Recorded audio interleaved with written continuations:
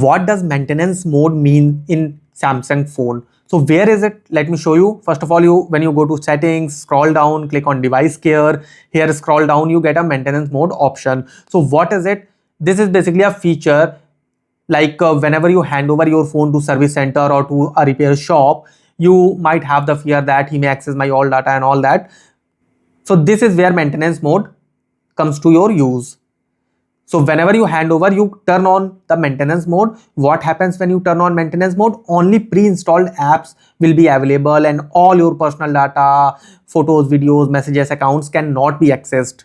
And all the apps that you have downloaded, okay, are hidden. So whenever you give your phone to repair, you can turn it on basically and hand over your phone, and whenever you get back your phone, you can go to simply go to settings, and there you will have to enter your screen lock password, of course, and enter that password, and you can turn off that.